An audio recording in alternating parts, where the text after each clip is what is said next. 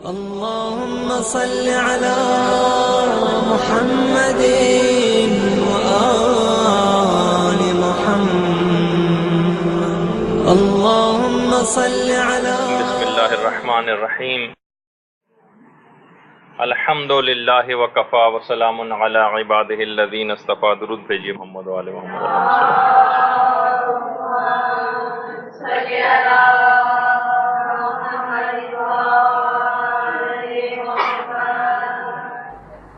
مرحلے وار ہم گفتگو کو آگے بڑھا رہے ہیں.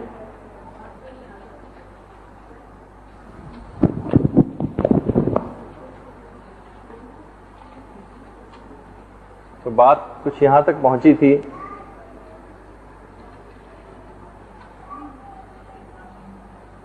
کہ موت ایک ایسا موضوع ہے کہ جس سلسلے میں غفلت سے کام لینا، نظر اندازی سے کام لینا کسی بھی مومن کے شایان شان نہیں. اگر آپ ایک ایسے شخص کا تصور کریں کہ جس کو معلوم ہی چل جائے کہ میرے وارنٹ گرفتاری جاری ہو چکے ہیں اور پولیس میری تلاش میں نکل گئی ہے، تب آپ خود بتائیے کہ اس کا طرز عمل کیا ہونا چاہیے؟ کیا اسے گھر میں آرام سے لیٹ کے فلمیں اور ڈرامے دیکھنے میں مصروف رہنا چاہیے یا کچھ پریشان ہونا چاہیے؟ بالکل اسی انداز سے ہمارے وارنٹ گرفتاری جاری ہو چکے ہیں، علم پروردگار میں ہماری موت کا وقت لکھا جا چکا ہے. ملک الموت جو ہرکارہ ہے، سرکاری پولیس ہے، وہ کبھی بھی گرفتار کرنے کے لیے آ سکتی ہے. ایسے موقع پر کسی مومن کے لیے شایان شان نہیں ہے کہ وہ غفلت اور نظر اندازی سے کام لے. پیغمبر اسلام ختمی مرتبت صلی اللہ علیہ وآلہ وسلم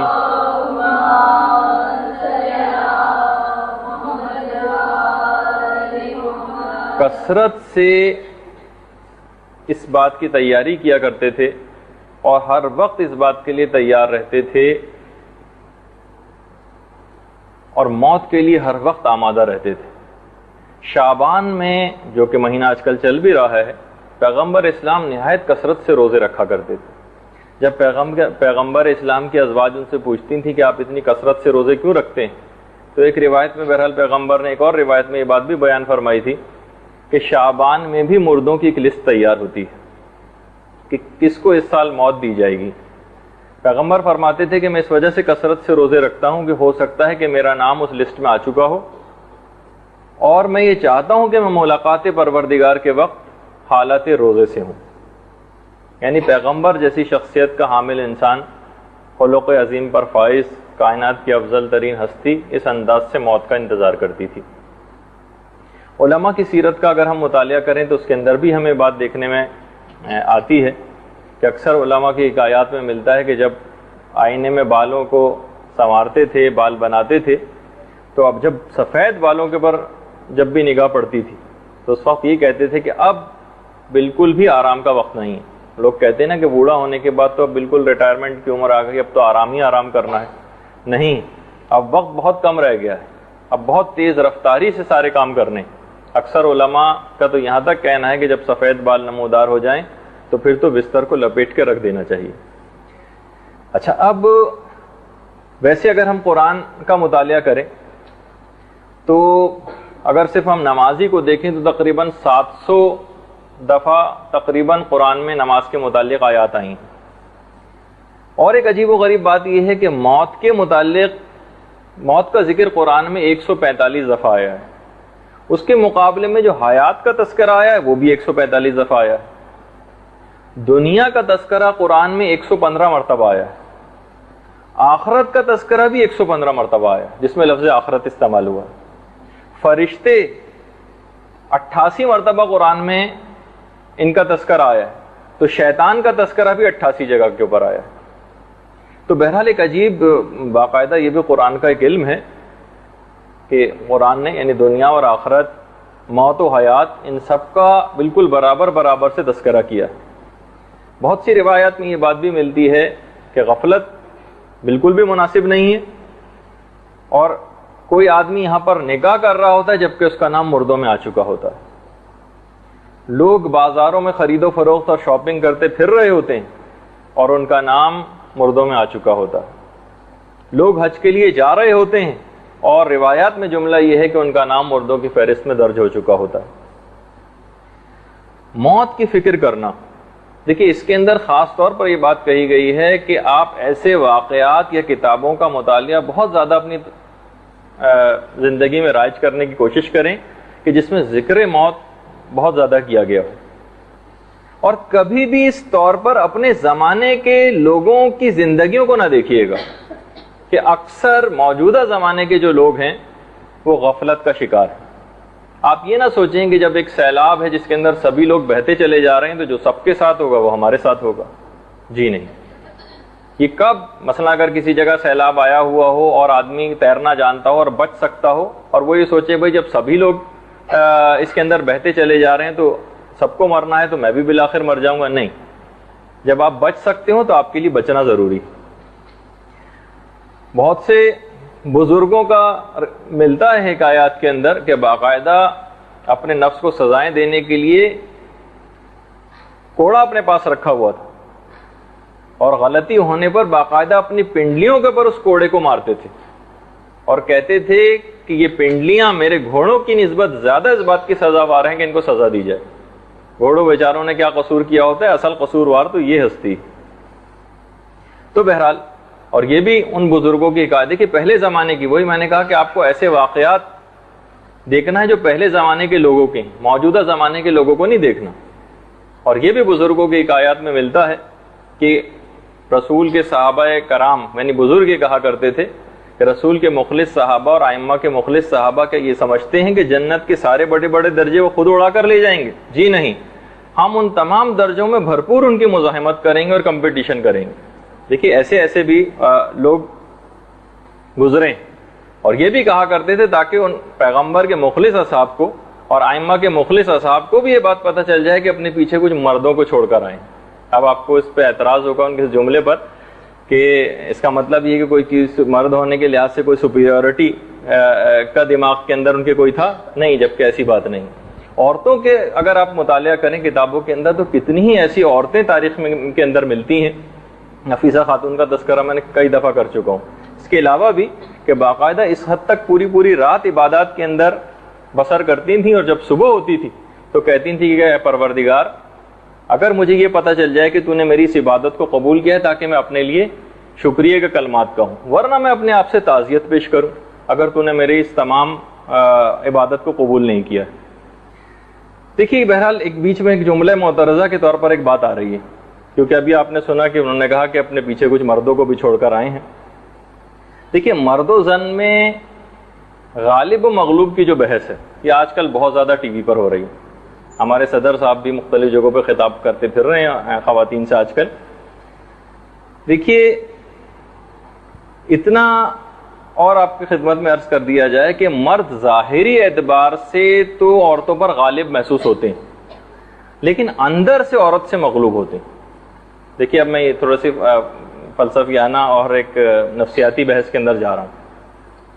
جیسے عناصر اربع آگ، پانی، مٹی اور ہوا جو ہوتی ہے اس کے اندر بظاہر پانی آگ کے اوپر فوقیت رکھتا ہوا دکھائی دیتا ہے کہ آگ جس جگہ سر اٹھائے کھڑی ہو پانی اس کو بجھانے کے لیے کافی ہوتا ہے. لیکن اگر وہی پانی دیگچی کے اندر آ جائے تو پھر وہی آگ اس کو اڑا کر رکھ دیتی ہے اور فضاؤں کے اندر بکھیر دیتی ہے دھواں بنا کر، بھاپ بنا کر. تو بہرحال بظاہر مرد غالب محسوس ہوتا ہے اور عورت مغلوب، لیکن باطن مرد مغلوب ہے اور عورت اس کے اوپر غالب ہے.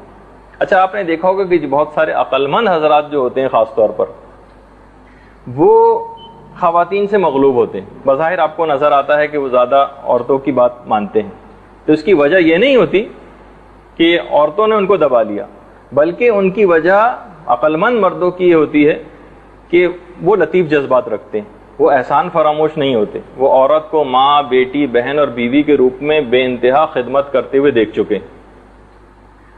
تو اتنی ایسی محبت اور خدمت کے سامنے کسی مردانہ غلبے کا اظہار کرنا اور اکڑنا کسی عاقل کا شیوا نہیں بلکہ جاہل مردوں کا کام ہے. یہ اصل میں زن مریدی نہیں ہوتی، بلکہ عورت کی نسائیت کا ایک احترام ہوتا۔ مہذب مرد اس دیگچی میں پانی کی طرح سے ہوتا ہے کہ جو آگ کو بجھاتا نہیں۔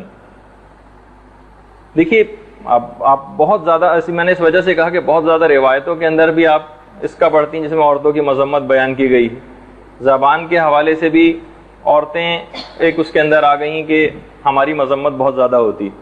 تو دیکھیے آپ اپنی اس کے لحاظ سے بھی سن لیں کہ عورت کو کہا جاتا ہے، علماء نے لکھا ہے کہ ذل الہی اور پرتو حق ہے۔ دیکھیے خدا کے جتنے بھی صفات کاملہ ہیں نا، وہ مجازی اعتبار سے انسان کے اندر بھی پائے جاتے ہیں، لیکن جس طرح سے صفت خلاقی کی مظہر عورت ہے، یعنی خدا کی ایک صفت خلق کرنا، اس میں مرد اس کے قریب بھی نہیں، جتنا عورت کے اندر یہ چیز پائی جاتی۔ تمام انسان عورت کے بطن سے وجود میں آئے ہیں، یعنی مجازی اعتبار سے عورت کو خالق کہا جائے گا۔ عورت ایک اعتبار سے مخلوق ہے، ایک اعتبار سے خالق ہے۔ مردوں نے دنیا میں جتنے بھی بڑے بڑے کام کیے ہیں ان سب کے اندر عورت شریک رہی، لیکن عورت کا جو یہ کام ہے خلاقیت کے اندر مجازی اعتبار سے شریک ہونا، اس میں کوئی مرد اس کی برابری نہیں کر سکا۔ تو اس لحاظ سے عورت کے اندر ہی صفت ربوبیت پائی جاتی۔ دیکھیے ایک اور بھی مسئلہ یہ ہے کہ ہم آپس میں اس سب بحثوں کو چھوڑ دینا چاہیے۔ مومن اور مومنہ کی شان یہ ہے، جو کہ علامہ اقبال بھی کہا کرتے تھے نا کہ کافر کی یہ پہچان کہ آفاق میں گم ہے، مومن کی یہ پہچان کہ گم اس میں ہے آفاق۔ علامہ اقبال کا شعر ہے، آپ تصور نہیں کر سکتی کہ دیکھیں جس طریقے سے کوئی شادی کی تقریب میں دولہا اور دلہن لوگوں کی توجہ کا مرکز ہوتے ہیں، کائنات کا ذرہ ذرہ مومن کی طرف متوجہ، مومن اور مومنہ کی طرف ذرہ ذرہ جس جگہ سے آپ گزرتی ہیں نا، دیکھیے ایک تو کوئی بھی جگہ ایسی نہیں کہ جہاں پر فرشتے نہ پائے جائیں، نہ زمین کے اندر نہ آسمان کے اندر۔ جہاں سے آپ گزرتی ہیں وہاں پر فرشتے آپ کے احترام میں کھڑے ہو جاتے ہیں اور آپ کو سلام عرض کرتے ہیں اور آپ کو پتہ بھی نہیں چلتا، کیونکہ دیکھیے اصل ریاست اور حکومت یہ اصل میں خدا کی بندگی اور اطاعت ہے، اور اس لحاظ سے بندہ مومن زمین کے اوپر ایک بادشاہ کی سی حیثیت رکھتا، چاہے مرد ہو یا عورت۔ جو بھی خدا کی اطاعت کرے گا وہی خدا کے نزدیک برگزیدہ ہوگا۔ اس کے اندر آپس میں غالب اور مغلوب کی کوئی بحث نہیں کرنی چاہیے۔ آپ نے دیکھا کہ کتنی ساری چیزوں سے ہم نے یہ بات ثابت کی کہ بہت سی تو عورت مجازی اعتبار سے خدا کی صفات کے اندر شریک ہے۔ خیر، اسی طریقے سے صفت ربوبیت میں جو بچے کی پرورش کرتی ہے، صفت ربوبیت میں بھی شریک ہو جاتی ہے۔ بس اب کوشش یہ کرنا ہے کہ انسان کو چاہے وہ مرد ہو یا عورت زیادہ سے زیادہ زیادہ راہ حاصل کرنا ہے۔ پریشانیاں بھی آئیں گی، تکالیف بھی آئیں گی، مشکلات بھی آئیں گی، کسی بھی صورت دین کو نہیں چھوڑنا ہے۔ اور دیکھیے وہ جو شعر ہے نا کہ سختی راہ کھینچیے منزل کے شوق میں، آرام کی تلاش میں ایذا اٹھائیے۔ یہ جو ابھی آپ تکالیف برداشت کر رہی ہیں، ابھی آپ امتحان دے کر بیٹھی، آپ خوب جاگ کے پڑھ کر آئی ہوں گی، کتنی مشکلات میں اس گرمی کے اندر یہاں پر آپ تشریف لاتی ہیں، آرام کی تلاش میں آپ ایذا اٹھا رہی ہیں۔ اس کے بعد جو ایک دائمی آرام آپ کو نصیب ہوگا انشاءاللہ، تو اس وقت آپ کو ان تمام تکالیف وغیرہ کی اہمیت کا اندازہ ہوگا۔ اب ویسے قرآنی کے متعلق بھی بات ملتی ہے کہ اس طرح سے عبادت کرتے تھے، اس طرح سے عبادت کرتے تھے کہ قرار دے دیتے تھے کہ آج کی پوری رات رکوع کی رات ہے، اور پوری رات رکوع میں گزارتے تھے۔ قرار دے دیتے تھے کہ آج کی رات سجدے کی رات ہے، اور پوری رات سجدے کے اندر گزار دیتے تھے۔ نہ کبھی کھانے کی پرواہ کرتے تھے، حکایات میں ملتا ہے علماء نہ کبھی پانی کی پرواہ کرتے تھے۔ اکثر کی مائیں تو ان سے کہتی تھی کہ بیٹا اپنے نفس کے اوپر رحم کرو، تو کہتے تھے کہ ماں میں اپنے نفس کے اوپر رحم ہی تو کر رہا ہوں تاکہ آخرت کی زندگی کے اندر ایک سکون پاؤں۔ کچھ علماء تو اس وجہ سے ڈرتے تھے، جب ان کو دیکھا گیا کہ موت سے ڈرنے کی اور رونے کی کیفیت ان کے اوپر آ رہی ہے تو پوچھا گیا کہ آپ موت سے کیوں ڈر رہے ہیں؟ کہا کہ موت سے فقط اس وجہ سے میں ڈرتا ہوں کہ مرنے کے بعد نماز شب جاتی رہے گی۔ تو یہ ایسے افراد کی بات ہے۔ ہم پیچھے کے جب لوگوں کی حکایتیں پڑھتے ہیں تو واقعی جب بھی میں نے بار بار آپ سے کہہ رہا ہوں کہ آپ ایسے واقعات اور حکایتیں مطالعے کے اندر ہمیشہ رکھیں تاکہ ایمان میں اضافہ ہو۔ ایک عالم کا واقعہ ملتا ہے، بلکہ ایک مرد بزرگ کا واقعہ ہے کہ سر اٹھا کر چلتے تھے پہلے، لیکن اس کے بعد سے توبہ کر لی کہ کبھی سر اٹھا کے نہ چلوں گا۔ کہا کہ اپنے نفس کو خوب سزا دوں گا، ایک دفعہ سر اٹھا کے چلنے پہ ایک نامحرم پہ بری نگاہ ڈالی، تو اب اس کے بعد عہد کر لیا کہ ساری زندگی کبھی سر اٹھا کے نہ چلوں گا۔ کچھ علماء کے متعلق یہاں ملتا ہے کہ مثلا کسی کے گھر گئے دوپہر کے وقت، معلوم چلا کہ وہ تو سو رہے ہیں، تو ایک جملہ کہہ کے آ گئے کہ کیا یہ بھی کوئی سونے کا وقت ہے، اور بس یہ کہنا تھا کہ اندازہ ہو گیا کہ میں نے بہت بڑی غلطی کر دی۔ میں کون ہوتا ہوں کسی کے متعلق کچھ کہنے والا؟ کب مستقل قبرستان گئے اور بار بار یہ جملہ کہتے گئے کہ تمہیں کہنے کی ضرورت، یہ فضول جملہ تمہاری زبان پہ آیا کیسے؟ زبان طعن و اعتراض تم نے کیوں دراز کی؟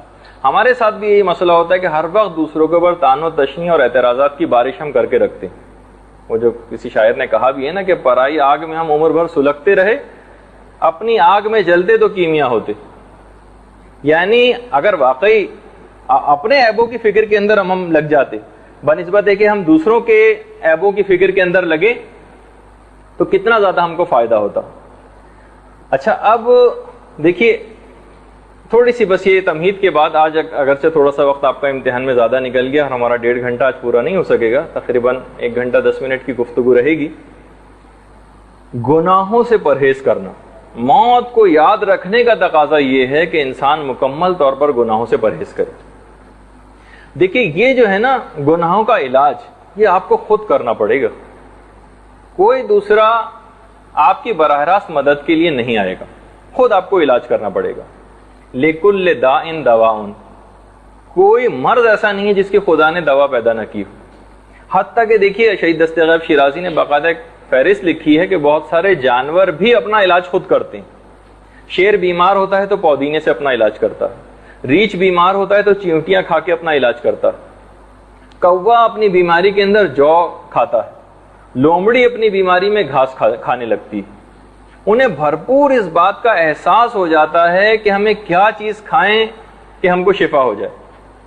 کہا جاتا ہے کہ اژدہا جب بوڑھا ہو جاتا ہے تو باقاعدہ، اور اس کی آنکھیں جب کمزور ہو جاتی ہیں تو وہ سونف کے پودے کے پاس جاتا ہے اور اس سونف کے پودے سے اپنی آنکھوں کو رگڑتا ہے، جس سے اس کی بینائی کافی بہتر ہوتی چلی جاتی۔ تو دیکھیے یہ سب چیزیں کہنے کا مقصد یہ ہے مثالوں کا کہ جانور بھی اپنا علاج کرتے ہیں، لیکن ہم کیونکہ روح بھی رکھتے ہیں تو ہمیں اپنے تمام گناہوں کا خود سے علاج کرنا پڑے گا، کمر ہمت کسنی پڑے گی اور ان تمام چیزوں کا دفیہ کرنا پڑے گا جس سے ہم اپنی روح کو نقصان پہنچاتے رہیں۔ دیکھیے جتنا جس میں گناہ سے بچنے کی جتنی صلاحیت ہوگی، یہ جب آپ جنت کی ہماری بحث ہوگی تو اس کے اندر بھی بات تفصیل سے آئے گی کہ اتنا ہی زیادہ جنتی بننے کی ہم میں صلاحیت پیدا ہوگی۔ جتنا ہم زیادہ گناہ سے بچیں گے اتنا ہی جنتی بننے کی صلاحیت زیادہ ہوگی، اور جس کے اندر جتنا زیادہ زہد و تقویٰ ہوگا اس کے اعتبار سے جنت میں وہ نعمتوں سے لطف اندوز ہوگا۔ یہ بالکل ایک دوسرے کے ڈائریکٹلی پروپورشنل۔ جتنا زہد و تقویٰ زیادہ ہوگا، جتنا گناہوں سے انسان بچے گا، اتنا ہی زیادہ نعمتوں سے جنت کی لطف اندوز ہوگا۔ باقاعدہ بہت سی روایت میں یہاں تک اگرچہ ہم جب جنت کی بحث آئے گی اس وقت یہ بات بتاتے، لیکن وہاں سے مستعار لیتے ہوئے آج ذکر کر دیں کہ جنت میں جانے کے بعد جنتی علماء کے پاس جائیں گے اور ان سے پوچھیں گے کہ ہم جنت کی نعمتوں کو کس طرح سے استعمال کریں۔ دیکھیے علم کی حیثیت یہ نہیں کہ سارے وہاں جا کے سب کا علم پھر بھی برابر ہو جائے گا، علماء وہاں کے اوپر بھی، صاحبان علم وہاں پر بھی عزت کے ساتھ رہیں گے اور جنتی ان سے آ کر پوچھتے رہیں گے۔ تو بہرحال، اور دیکھیے اب بس ایک اس کے حد تک بات اور آپ کو بتانی ہے کہ گناہوں سے بچنے کے لیے جو قرآن نے نسخہ دیا ہے اور خود اپنے متعلق کہا ہے وَشِفَاءٌ لِمَا فِي الصُّدُورِ، اس میں سینے کی جتنی بھی روحانی بیماریاں ہیں ان سب کا علاج قرآن کے اندر ہے۔ تلاوت قرآن بہت زیادہ کرنی ہے۔ سورہ یونس کے اندر یہ پیغام ہے کہ جگہ جگہ بہرحال قرآن ہماری رہنمائی کرتا ہے، اس کی بس آپ تلاوت کرتی رہی، اس کی برکت سے نہ جانے کتنی ایسی بلائیں ہوں گی کہ جو دور ہوتی جائیں گی۔ نیک اعمال انسان زیادہ سے زیادہ کرنے کی کوشش کرے، نیک اعمال زیادہ کرنے سے خود بخود گناہ ختم ہونے لگتے ہیں۔ جو قرآن کی آیت بھی ہے نا حامیم سجدہ میں، ادفع باللتی ہی احسن، ہر برائی کو بھلائی کے ذریعے دفع کر دیا کرو۔ دیکھیے دنیا والے جن چیزوں سے مروب ہوتے ہیں اس کے اندر اچھا لباس ہے، اچھی گاڑی ہے، اچھی سواری ہے، دولت ہے، لیکن مولا متقیان علی ابن ابی طالب علیہ الصلوۃ والسلام کے نزدیک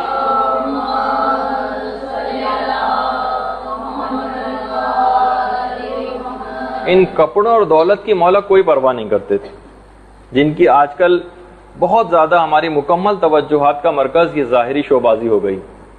مولا اکثر کہا کرتے تھے، جملہ ہے مولا کا، کہ میرے لباس میں اب اتنے پیوند لگنے لگے ہیں کہ میں خود شرمندہ ہوتا ہوں پیوند مزید لگاتے ہوئے۔ دیکھیے یہ جو گناہ ہم سے مسلسل ہو رہے ہیں، موت کا ذکر کرنے کا کیا فائدہ کہ جب انسان گناہ ہی نہ چھوڑے، کہ اس میں دنیا کا بھی نقصان ہے اور آخرت کا بھی نقصان ہے۔ وہ ملتا ہے نا واقعہ کہ وہ ایک گوالا تھا اور وہ دودھ میں پانی ملایا کرتا تھا۔ اس کے دوستوں نے، دیندار دوستوں نے اس کو بہت سمجھایا کہ تم پانی مت ملایا کرو، یہ خیانت ہے، لیکن وہ بات نہیں مانی اس نے۔ دریا کے کنارے وہ رہتا تھا، ایک دن سیلاب آیا اور اس کی گائے کو بہا کر لے گیا، تو اس کے وہی دوست جو اس کو نصیحت کرتے تھے اس کے پاس آئے اور کہا کہ اصل میں وہ جو تم دودھ میں پانی ملاتے تھے نا، وہی پانی آج سیلاب بن کر آیا ہے اور تمہارا یہ نقصان کر کے گیا ہے۔ تو جتنے بھی ہم خدا کی نافرمانیاں کریں گے، اس میں دنیا کا بھی نقصان ہوگا اور آخرت کا بھی نقصان ہوگا، ہر خیانت کا نقصان ہوگا، دنیا کے اندر بھی اور آخرت میں بھی۔ وہ جو آپ نے اس سے پہلے پچھلی گفتگو میں ہماری وہ چیز آئی تھی جس میں میں سمیت عمار کی دکان پہ مولا قرآن کی آیتیں پڑھا کرتے تھے، اس کے اندر وہ جو آیت تھی نا، تلکا دار الاخرہ لم نجعلها علوا فی الارض ولا فسادا والعاقبۃ للمتقین، ہم نے قیامت آخرت کا گھر ان لوگوں کے لیے قرار دیا جو زمین پر اپنی بڑائی نہیں چاہتے، یعنی جو شو بازی، مال و دولت کو شو کرنا اور اس کا اظہار کرنا یہ نہیں چاہتے۔ مولا اس آیت کے ذیل میں فرماتے تھے کہ اس آیت کے اندر وہ شخص بھی داخل ہے جو اس بات کو پسند کرتا ہے کہ میرے جوتے کا تسمہ میرے دوست کے جوتے کے تسمے سے بہتر ہو۔ یعنی اتنا یہ جو ہمارے مقابلے بازی لباس کی، پیسے کی، دولت کی اور گاڑیوں کی ہونے لگی ہے نا، اس میں مولا کہتے تھے یہ چیز بھی شامل ہو جاتی، ایسے افراد کو بھی آخرت میں کوئی حصہ نہیں ملے گا جو اس حد تک بھی شوبازی کرتے ہوں کہ میرے جوتے کا تسمہ میرے دوست کے جوتے کے تسمے سے بہتر ہو۔ تو بہرحال مولا ہم لوگ بس بہت ہوا تو دنیا کے اوپر کہہ دیتے ہیں کہ بھائی یہ دنیا نے ہمیں بڑا دھوکہ دیا ہے، دنیا کی بڑی مذمت ہوتی ہے، جبکہ مولا نے اس کی بڑی سختی کے ساتھ اس کی مذمت کی ہے، خود اس بات کی کہ دنیا نے تجھ کو کب دھوکہ دیا ہے، بلکہ تو خود دنیا کا دیوانہ بن گیا۔ کب تجھے تیرے باپ کی قبر نے دھوکہ دیا ہے، مقصد ہے کب تجھے تیرے باپ کے یا آبا و اجداد کی قبروں نے دھوکہ دیا ہے، وہ تو تمہارے لیے بلکہ جائے عبرت ہے۔ اچھا اگر اب ہم دیکھیں تو سامان عبرت چاروں طرف ہمارے اطراف میں بکھرے ہوئے ہیں، سامان عبرت۔ اب پھر بھی اگر کوئی عبرت نہ پکڑے تو وہ اب یہ اس کی اپنی قسمت، روزانہ ہی اٹھنے والے جنازے، یہ اموات کی خبریں، اخبارات و اشتہارات میں آنے والے سوئم، 40ویں اور برسی کے اشتہارات، مجالس ترہیم، انہوں نے کب آپ کو دھوکہ دیا؟ تو بہرحال اب یہی بات ایک آخر میں رہ جاتی ہے کہ دیکھیے جس شخص کے بھی بچھڑنے کا وقت موت ہو، اور قبر جس کی خوابگاہ ہو، اور کیڑے جس کے انیس ہوں، اور منکر و نکیر جس کے جلیس ہوں، قیامت اس کے وعدے کی جگہ ہو، جنت و دوزخ اس کے اترنے کا مقام ہو، اس کے لیے شایان شان فقط یہی ہے کہ وہ صرف اور صرف فکر موت کرے اور اس کی تیاری کرے۔ اس کے علاوہ کسی شخص کو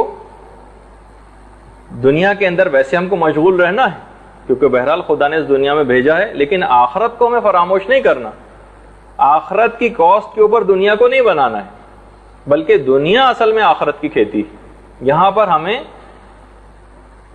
اعمال صالحہ کاشت کرنے ہیں اور جس کا ثمر اور پھل ہم آخرت میں پائیں گے۔ بس اس کے بعد ہم اپنے اس متصل کر دیتے ہیں اپنی گفتگو کو اس جگہ سے جس کا پچھلی دفعہ وعدہ کیا گیا تھا۔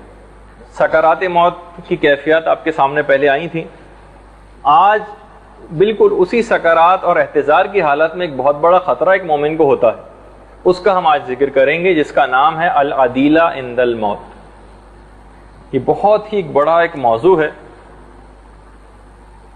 ہم اس کی نظیر آج قرآن سے بھی پیش کریں گے۔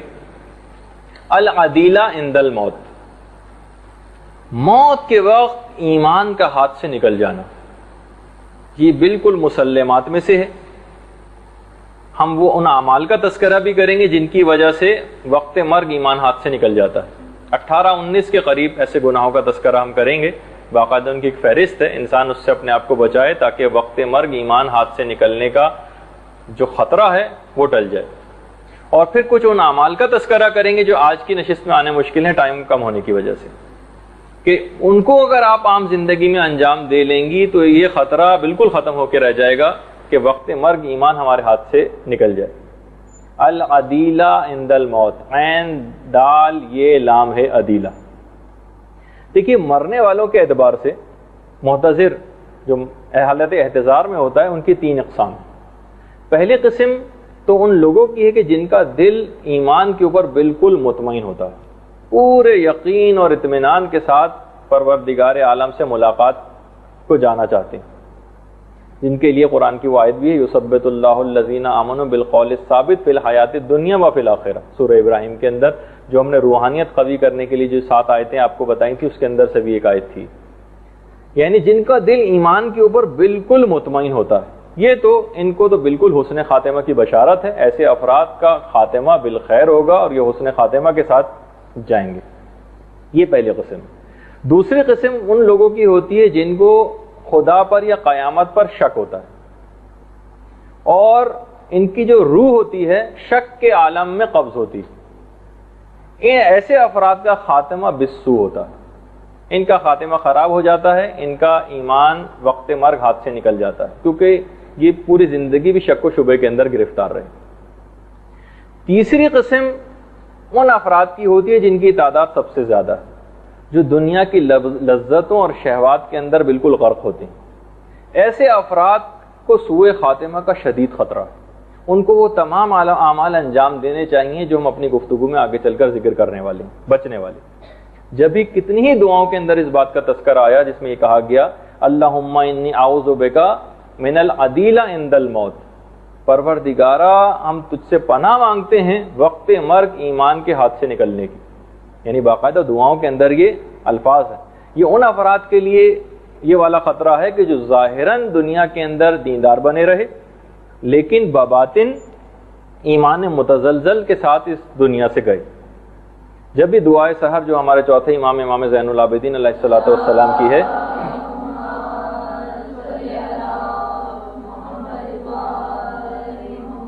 امام فرماتے ہیں اس دعا میں وختم لی بخیر, یعنی ہمارے لیے بھی ایک پیغام ہے کہ بہرحال خاتمہ بالخیر ہونا چاہیے, انجام ٹھیک ہونا چاہیے ہمارا. ساری زندگی تو ہم نے جیسے گزاری ہے بہرحال اس کا ہی ریفلیکشن مرتے وقت آئے گا. اگر پوری زندگی شیطان کی فرما برداری کرتے ہوئے گزاری ہے تو اس وقت یہ خطرہ بہت شدید ہو جائے گا. برے انجام کی جو مثالیں, دیکھیے بہت سارے لوگ اکثر سوال بھی کرتے ہیں. ایک صاحب نے تو مجھ سے کافی بلکہ بحث کی کہ یعنی ان کے سمجھ ہی نہیں آ رہا تھا کہ کیسے ممکن ہے, اور یقیناً ہو سکتا ہے کہ وہ اپنے ایمان ان کا اتنا مضبوط اور طاقتور ہو کہ انہیں بات اپنے سے بہت بعید لگ رہی کہ ساری زندگی ہم ایمان کے ساتھ رہے, آخر کس طریقے سے وقت مرگ ہمارا ایمان ہاتھ سے نکل جائے گا. دیکھیے برے انجام کی جو بہترین مثال ہے وہ اس شخص کی مثال ہے جس نے 6000 سال تک خدا کی عبادت کی تھی, شیطان. 13 جگہ پر قرآن میں اس بات کا تذکرہ آیا ہے کہ شیطان نے آدم کو سجدے سے انکار کیا تھا, 13 جگہ کے اوپر.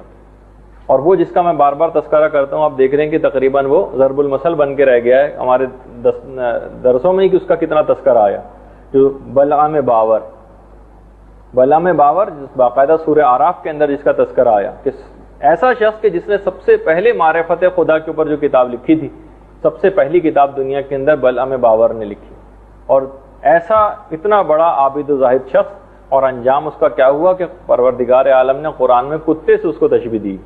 یہ بھی خاتمہ بالسوء کی ایک مثال. ایمان کے بعد کفر اختیار کر لینا, قرآن کی آیتیں ہیں آمنوا ثم کفروا, ایمان لانے کے بعد ان لوگوں نے کفر کو اختیار کیا.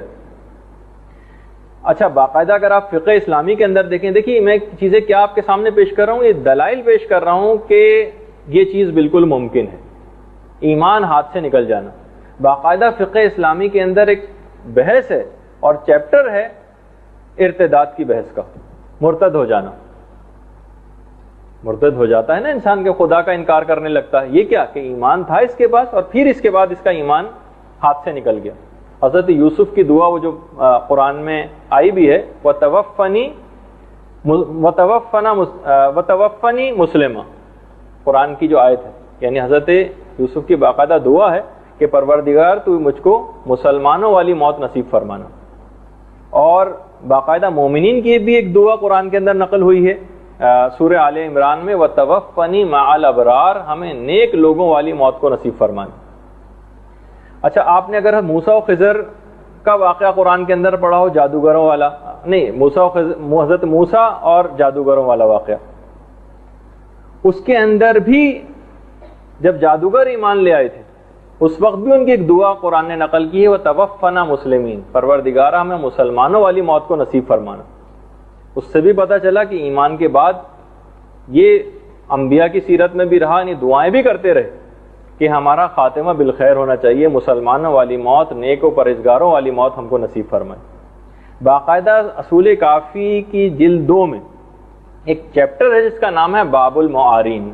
دیکھیے، اب میں ایک بات آپ کو اور بتا دوں روک کے کہ ہمیں اس کو آپ ایک ویسا درس نہ سمجھیے گا کہ میں بہت سارے واقعات بھی آپ کی خدمت میں پیش کر سکتا ہوں کہ جو بہت دلچسپی والے ہوں، لیکن ہمیں اس کو ایکیڈیمک بھی بنانا ہے اس درس کو، یعنی آپ کو تمام تفصیلات، مختلف بحثیں، تاکہ موت کا یہ موضوع مکمل طور پر آپ کے سامنے واضح طور پر آ جائے. تو اس میں بہت ساری خوش باتیں بھی آئیں گی، خوش بحثیں بھی آئیں گی، ہو سکتا ہے کچھ واقعات بھی کبھی نہ آئیں، تو ایسا نہ ہو کہ آپ کو بوریت ہونے لگے. آپ اس پہ کنسنٹریٹ کیجئے. ابھی میں دلائل آپ کو لکھوا رہا ہوں کہ خاتمہ بالخیر ہونا یہ کتنا اہم ہے، اور ایمان آنے کے بعد اس کا ہاتھ سے نکل جانا، ان کی نظیریں کیا ملتی ہیں. باب المعارین اصول کافی میں دوسری جلد کا ایک چیپٹر ہے.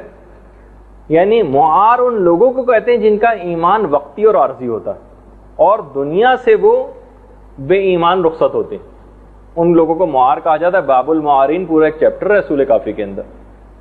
دیکھیے، ایک حدیث ہے کہ اگر آپ کا کوئی دوست ہو اور وہ کسی بلند مقام پر پہنچ جائے، اور بلند مقام پر پہنچنے کے بعد صرف 10% اپنی دوستی کا آپ سے باقی رکھے، 90% دوستی کو بھلا دے، تو وہ برا دوست نہیں ہے. آپ غور کیجئے اس حدیث کے اوپر.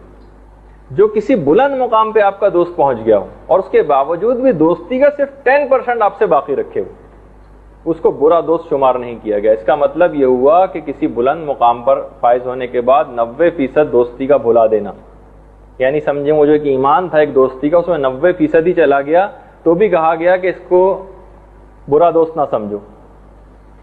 اچھا، اس کا معنی یہ ہوا کہ جس طریقے سے دیکھیے دوستی تھی اور اس کے بعد دوستی ختم ہو گئی بلند مقام پہ پہنچنے کے بعد، تو یہ بالکل عین ممکن ہے کہ ایمان موجود ہو اور اس کے بعد ہاتھ سے نکل جائے، جو کہ حضرت ان کے بھی متعلق ملتا ہے. حضرت ابراہیم اور حضرت یعقوب جو نصیحت کرتے تھے اپنے بیٹوں کو، اس میں یہی تھا، فَلَا تَمُوتُنَّ إِلَّا وَأَنْتُمْ مُسْلِمُونَ، سورہ بقرہ کی جو آیت ہے کہ موت نہیں آنی چاہیے ہمیں.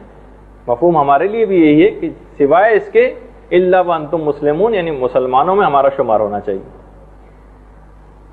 امام سجاد نے بھی جو ان کی اپنی دعائے سحر جس کا بھی میں نے حوالہ دیا تھا آپ کو، اس کے اندر بھی باقاعدہ جملہ ملتا ہے، اللہم انی اسألک ایمانا لا اجل لہ دون لقائک، پروردگارہ مجھے وہ ایمان عطا فرمانا کہ جو وقتی اور عارضی نہ ہو، اور مرنے کے بعد بھی میرے ایمان کا سلسلہ ویسے ہی جاری رہے.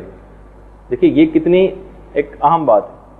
اور بہت سی دعاؤں کے اندر تو یہاں تک بھی یہ بات آئی ہے کہ پروردگارہ وہ عقائد جو میں نے بلا اضطراب اور حالت سکون میں تیرے سامنے بیان کی، پروردگارہ ان عقائد کو اس وقت جب طرح طرح کی وحشتیں میرے سامنے میرے دامن گیر ہوں گی، اس وقت ان عقائد کو میرے پاس لوٹا دینا. دیکھیے بہت زیادہ ائمہ کی سیرتوں میں ملتا ہے، ائمہ کے زمانے میں تو باقاعدہ بڑے بڑے علماء کا بھی یہ طریقہ رہا ہے اور ائمہ کے اصحاب کا بھی طریقہ کار یہ تھا کہ ائمہ کے پاس آتے تھے. شاہ عبد العظیم جن کی زیارت سے آپ میں سے اکثر خواتین وہاں گئی تھیں، باقاعدہ امام کے پاس آتے تھے اور اپنے عقائد بتاتے تھے کہ مولا یہ میرے عقائد ہیں، آپ اتنا اہم مسئلہ ہے کہ کہیں میرے عقائد بگڑ نہ گئے ہوں، آپ ان عقائد کو ذرا سن لیجیے. اب تو ہم نے یہ ثابت کیا کہ یہ چیز ممکن ہے، اور یہ ان افراد کے لیے کہ جو خاص طور پر جن کی پوری زندگی گناہوں کے اندر بسر ہوتی ہے، ایسے افراد ان کے متعلق یہ بات ہوتی ہے کہ ایک ایسا کشمکش ان کے درمیان ہوتی ہے. ابھی میں خیر اس کی تفصیل آگے چل کر بیان بھی کرنے والا ہوں. اب آ جائیے وہ اسباب کے جن کی وجہ سے انجام خراب ہو جاتا ہے. تقریباً 18-19 تذکرہ کرنے ہیں، لیکن پتہ نہیں کہ آج اتنا وقت ملتا ہے یا نہیں، آدھا گھنٹہ صرف وقت رہ گیا ہے. سوء خاتمہ کے اسباب، اس سے اپنے آپ کو بچانا ہے. یہ آپ کے سامنے ایک فہرست کی صورت میں پیش کیے جا رہے ہیں. نمبر 1،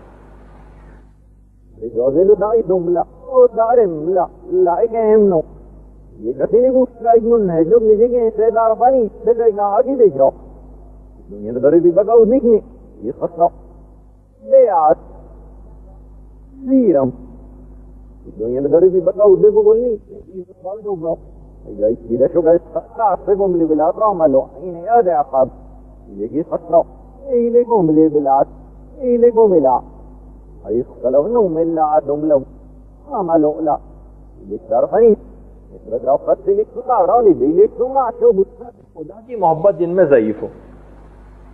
اچھا دیکھیے، اس کا زیادہ تر اس وقت پتہ چلتا ہے کہ جب دین اور دنیا کے اندر ایک ٹکراؤ ہونے لگے. دین اور دنیا کے اندر ایک ٹکراؤ ہونے لگے، اس وقت اس کا پتہ زیادہ چلتا ہے کہ جب واقعی مسئلہ پیش آ جائے کہ دین اور دنیا ٹکرانے لگے، اس وقت ہم جس چیز کا انتخاب کریں گے، یہ دلیل اس بات کی ہوگی کہ ہمیں اس چیز کی محبت زیادہ ہے.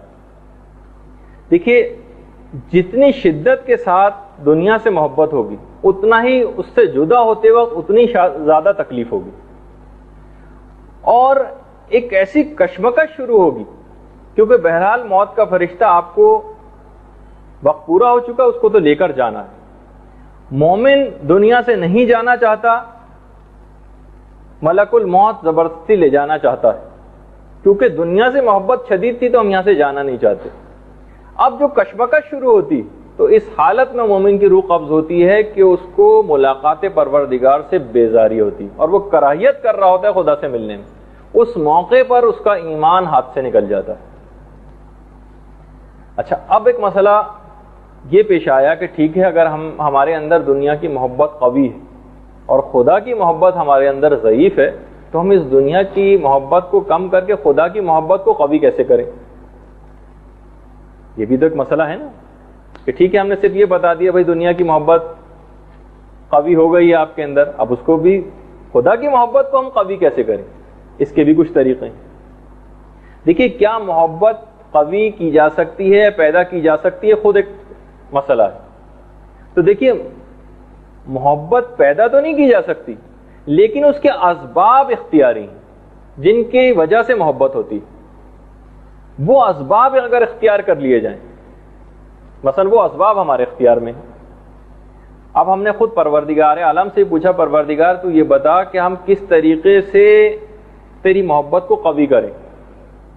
تو پروردگار نے بتا دیا، ان کنتم تحبون اللہ فاتبعونی یحببکم اللہ. ان کنتم تحبون اللہ، اگر تم اللہ سے محبت کرتے ہو تو تمہیں چاہیے کہ تم میرے رسول کی اتباع کرو.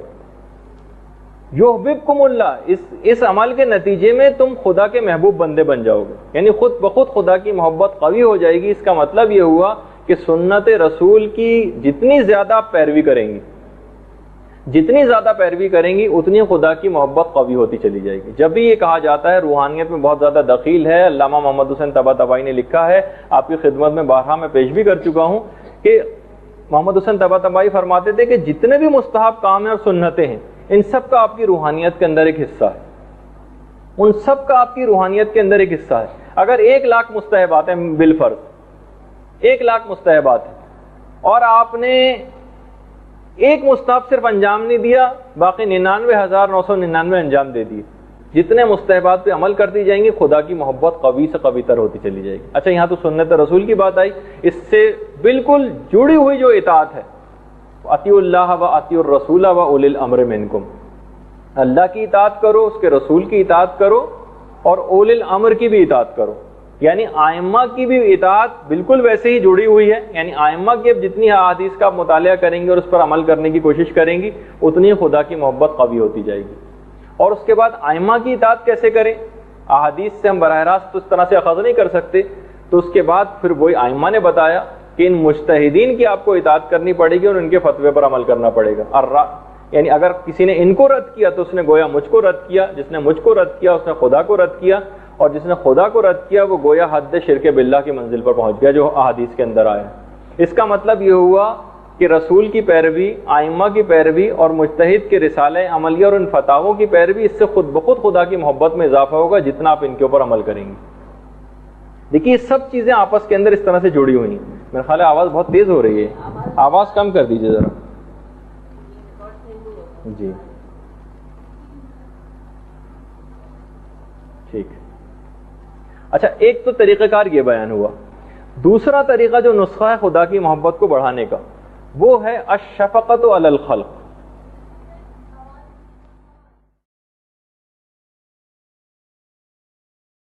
دوسرا طریقہ ہے، اب ہم اس کی بہت زیادہ تفصیل میں نہیں جائیں گے ورنہ ہم کسی اور طرف نکل جائیں گے اور ذکر موت پھر رہ جائے گا، یہ ضمنی بحثیں ہیں لیکن جتنا صرف ہو میں اتنا صرف آپ کی خدمت میں پیش کر رہا ہوں۔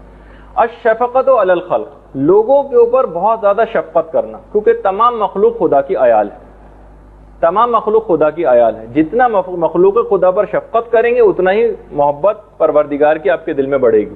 بھائی اگر کوئی آپ کے کسی بچے کے ساتھ محبت سے پیش آتا ہے تو خود بخود آپ کی نگاہ میں اس کا مقام اور مرتبہ بڑھ جاتا ہے۔ جب مخلوق خدا پر جتنی زیادہ شفقت کریں گے، ان کے کام آئیں گے، ان کی خدمت کریں گے، اتنی زیادہ خدا کی نگاہ میں آپ کا مرتبہ بڑھے گا اور آپ کے دل میں خدا کی محبت پیدا ہوگی، اور دنیا کی محبت اس کے مقابلے میں ضعیف تر ہوتی چلی جائے گی۔ دیکھیے وہ جو قرآن کی آواز اب کم ہو گئی،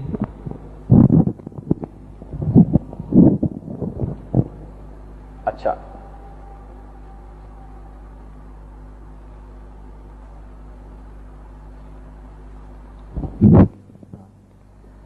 تو دنیا کی محبت کو کم کرنے کا ایک طریقہ یہ ہے کہ مخلوق خدا کی زیادہ زیادہ خدمت کی جائے، اور جو ایسے ہی افراد کے متعلق جو قرآن میں آیت آئی ہے نا، اذلۃ علی المؤمنین واعزۃ علی الکافرین، ایسے افراد جو واقعی مومن ہیں ان کی شان یہ بیان کی گئی ہے کہ وہ لوگوں کے سامنے، مومنین کے سامنے تو ذلت کے ساتھ رہتے ہیں، مقصد کہنے کا ان کے سامنے بچ کے رہتے ہیں، انکساری کے ساتھ رہتے ہیں، وَأَعِزَّةٍ عَلَى الْكَافِرِينَ، کافروں کے سامنے عزت و وقار کے ساتھ رہتے ہیں۔ یہاں ہم دیکھتے ہیں کہ ہم کافروں کے سامنے تو بالکل ہی ذلیل ہو کر رہتے ہیں، چاہے وہ سربراہان حکومت ہوں، اپنے لوگوں کے سامنے تو اکڑ کر رہیں گے اور کافروں کے سامنے ذلیل ہو کر رہیں گے۔ بالکل الٹا اس کے اندر بیان کیا گیا ہے قرآن کے اندر کہ اذلۃ علی المؤمنین واعزۃ علی الکافرین، جس کا تو بہرحال یہاں پہ ایک بات یہ کہنی تھی کہ مومنین کے ساتھ انکساری کرنا، ان کے کام آنا، مخلوق خدا کی خدمت، اس سے خود بخود محبت قوی ہوگی۔ نمبر 2 نہیں، وہ میں اس میں نہیں جا رہا، نمبر 1 جو ابھی آپ کے سامنے پیش کیا تھا نا، جو سبب تھا سوء خاتمہ کا، اس میں تھا دنیا کی محبت قوی ہو جائے، خدا کی محبت ضعیف ہو جائے، تو ایسے موقع پر پھر بہت تکلیف ہوتی ہے ایک مومن کو ملاقات پروردگار کرتے وقت، اس کشمکش میں کہ وہ نہیں جانا چاہتا وہاں پروردگار سے ملاقات کے لیے، اس کا ایمان ہاتھ سے نکل جاتا ہے، کراہیت کرتا ہے وہ خدا سے ملاقات کے لیے۔ اس کا سبب نمبر 2 سوء خاتمہ کا، اس کو ہم لوگ ابھی بیان کر رہے ہیں۔ عدم حج المستطیع، استطاعت رکھنے کے باوجود حج پہ نہ جانا، یہ خاتمہ بالسوء کر دیتا ہے۔ قرآن کی جو آیت ہے وَمَنْ كَانَ فِي هَٰذِهِ الْأَعْمَىٰ فَهُوَ فِي الْآخِرَةِ أَعْمَىٰ وَأَضَلُّ سَبِيلًا، جو اس دنیا میں اندھا ہے وہ آخرت میں بھی اندھا ہوگا، اور اندھوں کا راستہ گمراہی کا راستہ بن نابینا اور اندھا مشہور ہوگا۔ اور وہ جو رسول کی حدیث بہت مشہور ہے کہ جو حج جس پر واجب ہو چکا اور اس کے باوجود وہ حج پر نہ جائے، تو وہ چاہے وہ یہودی مرے، نصرانی مرے، کوئی پرواہ نہیں تھی رسول کو کہ کس انداز سے بھی وہ مرتا، یعنی اس کا انجام یقیناً خراب ہوگا۔ اور پیغمبر اسلام نے جو مولا کو بات کہی تھی کہ اے علی، تارک حج اگر مستطیع ہو، یعنی وہ حج پہ پھر بھی نہ جائے، وہ کافر۔ وہ جو قرآن کی آیت ہے وَلِلَّهِ عَلَى النَّاسِ حِجُّ الْبَيْتِ مَنِ اسْتَطَاعَ إِلَيْهِ سَبِيلًا فَمَنْ كَفَرَ فَإِنَّ اللَّهَ غَنِيٌّ عَنِ الْعَالَمِينَ، جو بھی حج واجب ہو جانے کے بعد، استطاعت آنے کے بعد حج کو انجام نہ دے، فمن کفر، اس کے بعد کفر اختیار کر لے، یعنی باقاعدہ قرآن میں حج واجب ہونے کے بعد انجام نہ دینے والے کو کافر کہا گیا. اور انسان کا انجام یہودی اور نصرانی کی طرح سے ہو، یہی تو ہے سوء خاتمہ. وقت مرگ ساری زندگی نعرے لگاتے لگاتے ہم تھک گئے، اور اس کے بعد وقت مرگ ایمان ہاتھ سے نکل گیا. آیت اللہ شہید دستغیب شیرازی نے کتاب لکھی ہے جو کہ اردو ترجمہ بھی ہو چکی ہے، عجیب و غریب واقعات کے نام سے. وہ اگر آپ لے کے پڑھیں، اس میں باقاعدہ ایک واقعہ آیت اللہ دستغیب نے لکھا ہے کہ ایک مرنے والا تھا، حالت احتضار میں لوگوں نے اس کو کلمہ توحید پڑھوانے کی بہت کوشش کی، آئمہ کے نام پڑھوانے کی بہت کوشش کی، لیکن وہ بالکل بھی اس نے پڑھنے سے انکار کر دی، پڑھا ہی نہیں یہ سب چیزیں. اور اس کے بعد جو اس کو تاکید کر رہا تھا کلمے کی، اس کی طرف اس نے رخ کیا اور 3 دفعہ زور زور سے کہا یہودی یہودی یہودی، اور اپنے سر کے اوپر ایک زوردار ہاتھ مارا اور اسی وقت انتقال کر گیا. آیت اللہ دستغیب نے واقعہ لکھا ہے. اس کی بیوی سے جب پوچھا گیا کہ اس نے یہ بات کیوں کہی، بیوی نے کہا کہ اس پر کئی سال سے حج واجب تھا اور یہ ہمیشہ آج کل کر کے سالہ سال سے اس کو ٹال رہا تھا، تو اس وجہ سے اس کا یہ انجام ہوا جو رسول خدا کی حدیث بھی ہے کہ یہودی مرے یا نصرانی مرے مجھے اس کی کوئی پرواہ نہیں. تو بہرحال کسی شخص پر اگر حج واجب ہے، اس کے حج کے مسائل بھی بہت زیادہ ہیں کہ کون کس شخص پر واجب ہوتا ہے، کس شخص پر واجب نہیں ہوتا. کچھ ہم نے مسائل پچھلی ایک کلاس تھی اس کے اندر ذکر کیے بھی تھے. استطاعت میں عورت مثلا اگر بوڑھی ہو جائے، اس کے زیور ہوں تو اس کو بیچ کے حج پہ جانا پڑے گا اس کو، اگر اس کے پاس کوئی اور پیسہ نہیں ہے. اس طرح سے بہت سارے ایسے حج کے مسائل ہیں کہ جس سے لوگ سوچتے ہیں کہ بھئی ہمارے پاس ہارڈ کیش ہونا چاہیے. نہیں، اگر کسی کے پاس کوئی پلاٹ ہے، کسی کے پاس کوئی اور جائیداد ہے، کوئی اور کسی طریقے سے اس کے پاس پیسہ آ سکتا ہے، یا مثلا عورت ہی اس کے پاس ویسے پیسہ نہیں لیکن بوڑھی ہو چکی، اب زیور اس کا بیکار ہو گیا ہے، اس موقع پر اس کو بیچ کے حج پہ جانا واجب ہو جاتا ہے. اس کے باوجود بھی اگر کوئی نہ جائے تو پھر وہ اس کے اندر شمار ہوگا اور اس کو بہت ہی خطرناک ایک اس سے اس کا واسطہ پڑ سکتا ہے. خداوند عالم ہم سب کو اس چیز سے محفوظ فرمائے. اچھا، اس کے بعد نمبر 3 سوء خاتمہ کا تیسرا سبب عدم ادائیگی زکوٰۃ. زکوٰۃ کی عدم ادائیگی. دیکھیے زکوٰۃ کے متعلق بھی چھٹے امام نے ایک بات کہی. ابو بصیر نے باقاعدہ اس روایت کو نقل کیا چھٹے امام سے، جس میں امام نے یہی بات بیان فرمائی کہ پھر جو زکوٰۃ کو ادا نہیں کرتا پھر اس کی مرضی ہے چاہے وہ یہودی مرے یا نصرانی مرے، یا زکوٰۃ کے لیے بھی وہی. یعنی زکوٰۃ کا ادا نہ کرنا بھی سوء خاتمہ کا ایک سبب ہے. اچھا اتنا اور بتا دوں کہ موجودہ مجتہدین کے فتوے میں بھی ہے بہرحال کہ کرنسی نوٹ کے اوپر زکوٰۃ دینا مستحب ہے، واجب تو نہیں ہے، البتہ مستحب. البتہ یہ زکوٰۃ کا مفہوم وسیع ہے. دیکھیے ہر چیز کی ایک زکوٰۃ ہے. پچھلی دفعہ آیت اللہ سیستانی کا مسئلہ آپ نے سنا کہ علم کی زکوٰۃ ان سے پوچھی گئی تو انہوں نے کہا علم کی زکوٰۃ نشر و اشاعت ہے، علم کو پھیلانا. مال کی زکوٰۃ یہ ہے کہ انسان مستحقین تک مال کو پہنچائے، جمع کر کے ایکومولیٹ کر کے اپنے پاس نہ رکھے. اسی طریقے سے ہر آدمی کی ایک سے ہوتی ہے، ایک جاؤ حشم ہوتا ہے، اس کی زکوٰۃ ہے سفارش کرنا. کسی کا کام کہیں پھنسا ہوا ہے، ہم کسی سے کہہ کر اس کے کام کو، جائز کام کو کروا سکتے ہیں، اس موقع پر سفارش کرنا یہ اپنے جاؤ حشم کی زکوٰۃ دینا. اسی طریقے سے حکومتی اور اعلیٰ عہدے دار جو ہوتے ہیں، جو کسی بھی عہدے کے اوپر فائز ہوں، آپ کو بتایا تھا کہ حکومتی عہدوں کو قبول کرنا حکومت غیر اسلامی کے حرام ہے، لیکن صرف اس صورت میں ایک عمومی اجازت سب کو ملی ہے حکومتی ملازمت کرنے کی، غیر اسلامی حکومت کے اندر عہدوں کو قبول کرنے کی، کہ جس میں مومنین کے کام آیا جائے. اس کا کفارہ یہ ہے کہ مومنین کے کام آنا. یہ باقاعدہ روایتوں میں یہ چیز آئی ہے. امام سے پوچھا گیا، امام نے کہا کہ تم عہدوں کو قبول کر سکتے ہو، بس شرط یہ ہے کہ تمہیں ان کے کام آنا ہے. تو یہ اعلیٰ عہدوں تک پہنچنے کی اور حکومتی عہدوں کے اوپر پہنچنے کی ایک زکوٰۃ ہے کہ جو کہ دینی. اچھا علامہ محمد حسین طباطبائی نے ایک بڑی عجیب بات کہی. عجیب تو نہیں ہے لیکن اہم ہے. فرماتے ہیں کہ سالک کو، یعنی جو روحانیت کی منازل جو بھی شخص طے کر رہا ہو، اس کو اپنے تمام اعضاء کی تطہیر کرنا لازم ہے. تمام اعضاء کی اس کو تطہیر کرنا ہے. بلکہ آقا طباطبائی نے ایک چیز اور لکھی، کہا کہ اگر وہ مقام انفاق و بذل اموال میں مجاہدہ نہ کرے دیکھیے ذرا جملہ مشکل ہے. مقام انفاق میں اور بذل اموال یعنی مستحقین تک پیسے کو پہنچانے میں مجاہدہ نہ کرے تو کبھی بھی سیر و سلوک کے اعلیٰ منازل کے اوپر فائز نہیں ہو سکتا اور اس کی روحانیت کے اندر ایک نقص باقی رہ جائے گا. یعنی آپ فرماتے ہیں کہ اگر کوئی بھی شخص جو کہ روحانیت کے مدارج کو طے کرنا چاہتا ہو اس کے لیے ضروری ہے کہ وہ مقام انفاق یعنی جہاں پیسہ خرچ کرنا ہے اس کو اور بذل اموال جہاں لوگوں کو یعنی بغیر کسی حق کے ویسے ہی پیسہ دینا ہے. مستحق ہیں, کوئی بیچارہ مریض ہے, کوئی ضرورت مند ہے, کسی کے ساتھ کوئی شادی کا مسئلہ ہے, کوئی مقروض ہے, کتنے سارے لوگوں کے مسائل ہوتے ہیں پیسے سے متعلق. کہا کہ فقط عبادات کے ذریعے روحانیت کو نہیں حاصل کر سکتا جب تک کہ مال کو خرچ کرنے کے اندر مجاہدہ نہ کرے. مجاہدہ کے معنی کہ تکلیف اسے بہت ہوگی مال خرچ کرتے ہو, لیکن اس کے اندر اس کو مکمل کوشش کرنی ہے اور نفس کو شکست دینی. مثلا وہ یہ سوچے کہ بھائی پیسہ تو میرے پاس فقط اتنا ہی ہے, اب میں اس کو بھی خرچ کر دوں گا. آج کل کا دور تو ایسا ہے کہ اگر میں نے یہ پیسہ بھی مثلا اس نیک کام کے اندر خرچ کر دیا تو پھر میرے ساتھ کیا ہوگا. وہ جو قرآن کی آیت ہے نا کہ الشیطان یعدکم الفقر ویامرکم بالفحشاء, یعنی قرآن کہتا ہے کہ شیطان تم کو ہمیشہ فقر و فاقے سے ڈرائے گا کہ تمہارا پیسہ کم ہو جائے گا اور تم کو فحش باتوں کا حکم دیتا ہے شیطان.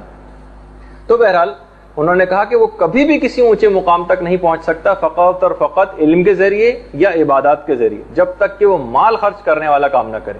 تو ہم یہ بات یہاں سے نکلی تھی کہ عدم ادائیگی زکوٰۃ, زکوٰۃ کو ادا نہ کرنا, جس کا میں نے بتایا کہ ہر چیز کا ایک مفہوم وسیع.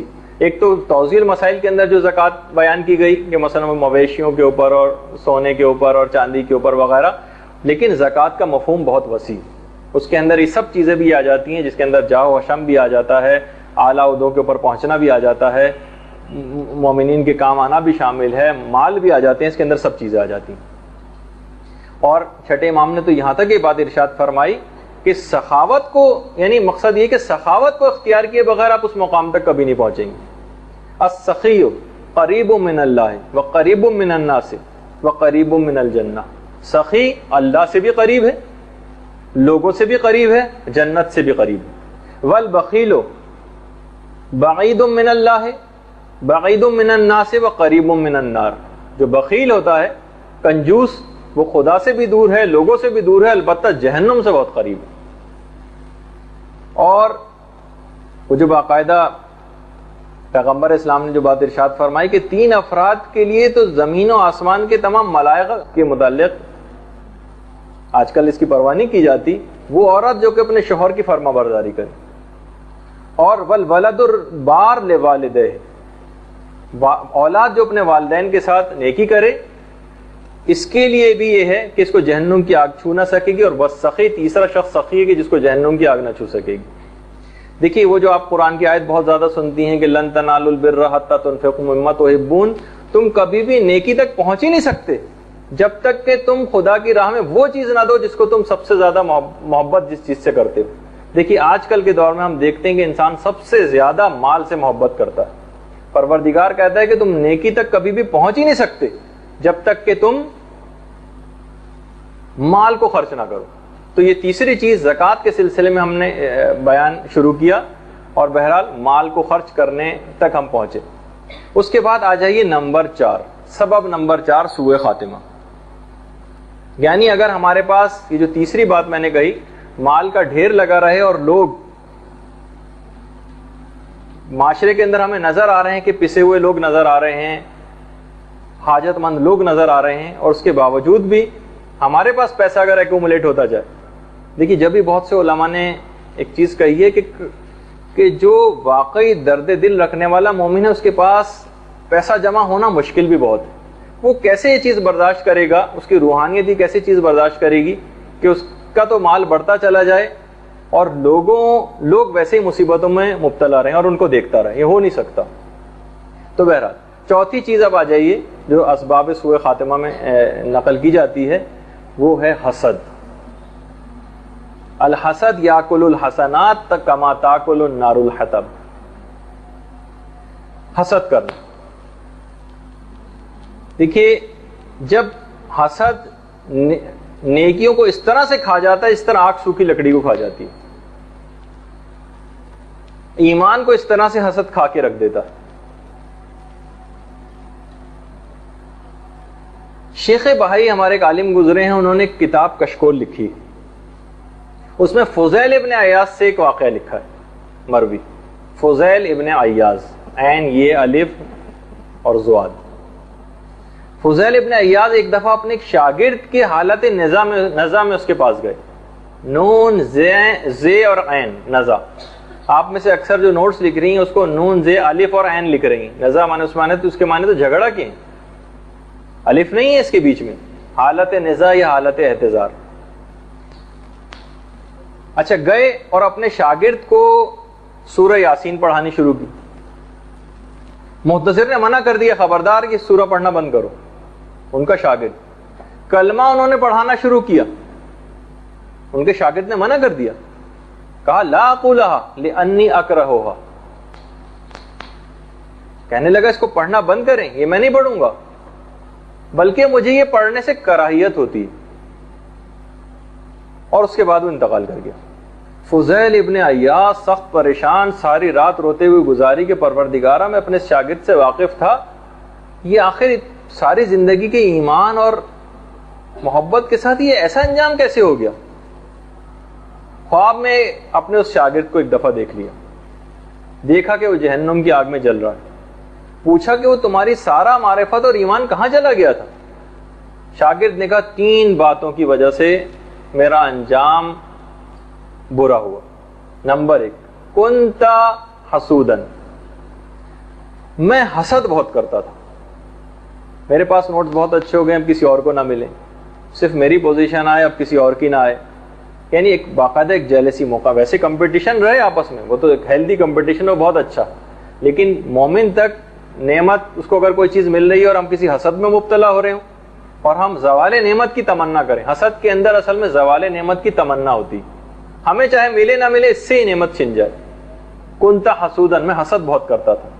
دوسری چیز کنتا نمامن،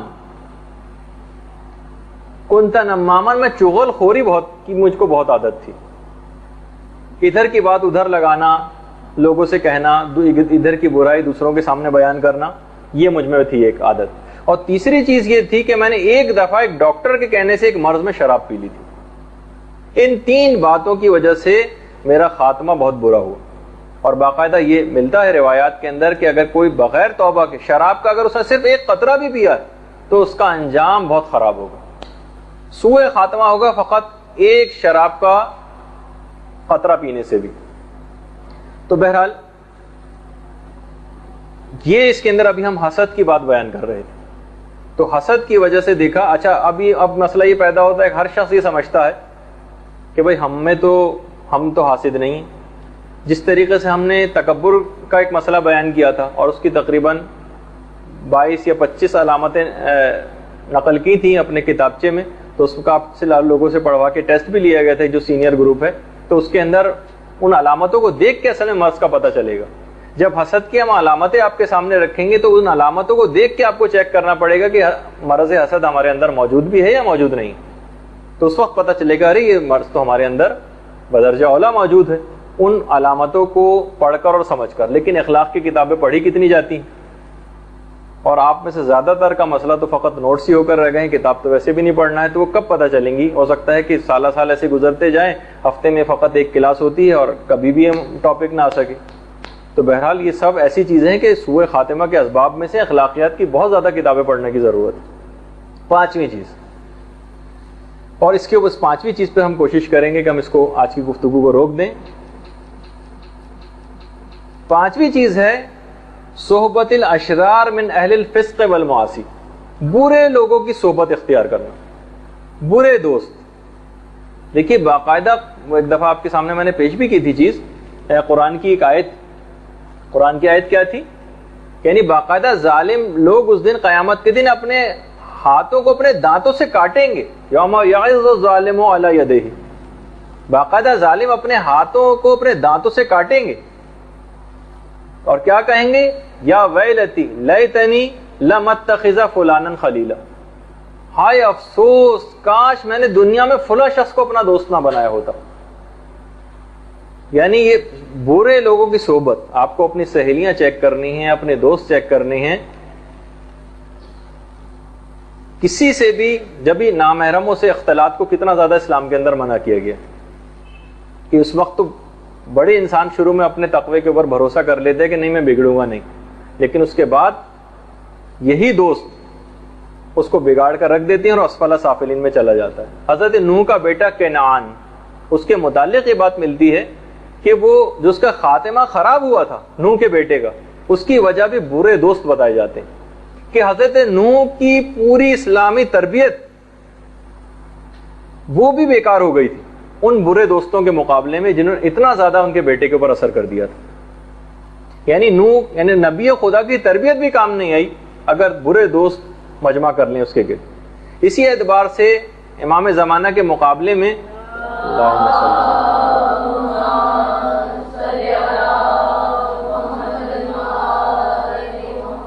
جعفر کذاب، دیکھیے جو چھٹے امام کا ایک لفظ صادق ہے، جعفر صادق، تو صادق کی بہت ساری وجوہات ہیں، اس میں سے تیسری ایک اور اہم وجہ یہ بھی ہے کہ اس کا نام بھی جعفر تھا کہ تاکہ یہ دونوں نام مکس نہ ہونے پائیں، جس نے امام زمانہ کے مقابلے میں آ کر دعوی امامت کر دیا تھا جعفر کذاب، اس کی وجہ سے فرق کرنے کے لیے کہا گیا کہ یہ جعفر صادق ہیں، وہ جعفر کذاب ہے۔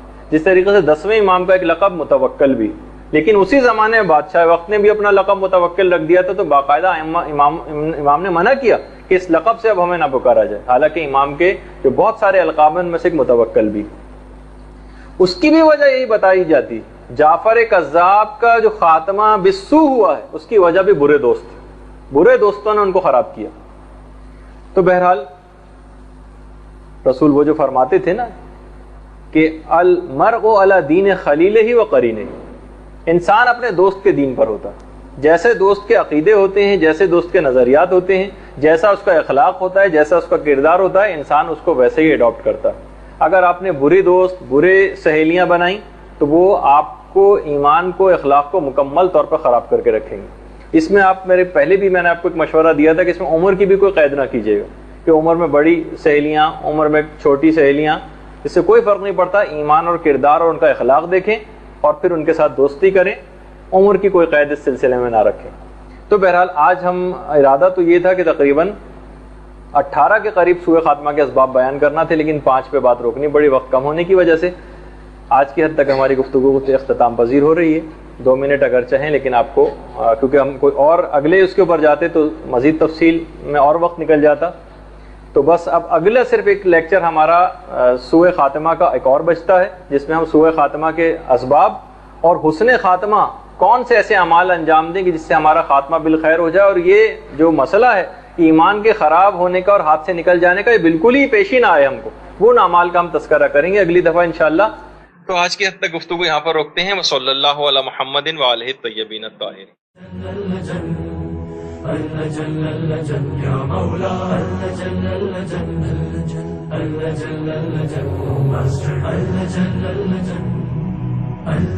يا صاحب الزمان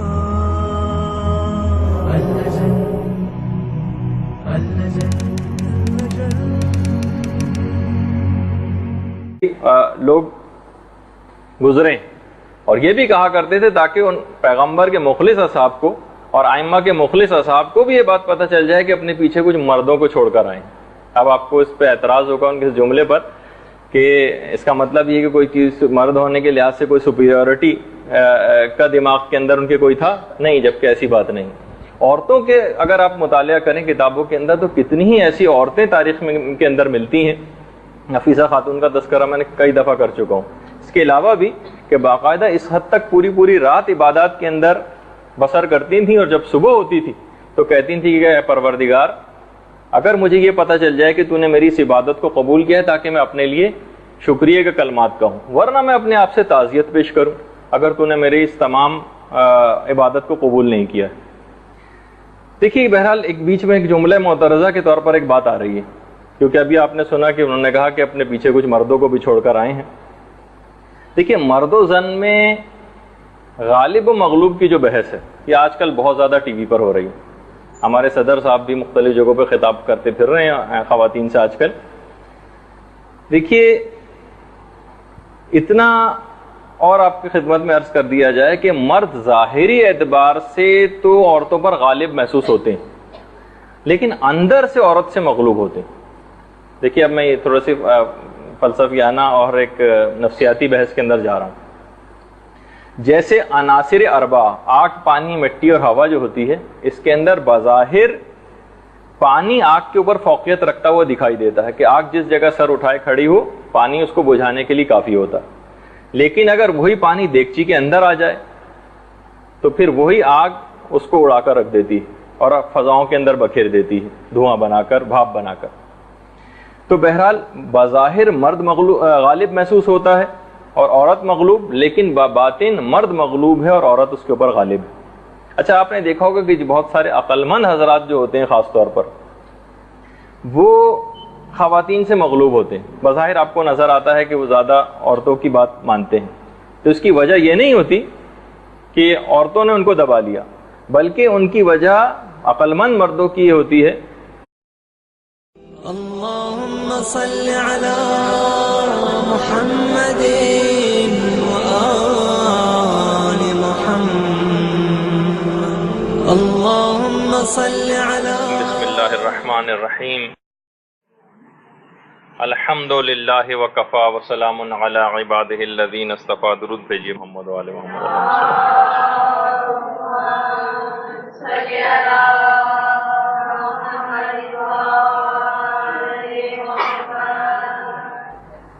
مرحلے وار ہم گفتگو کو آگے بڑھا رہے ہیں.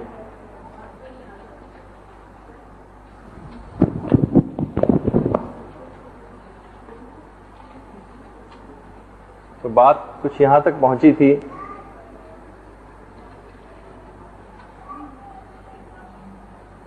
کہ موت ایک ایسا موضوع ہے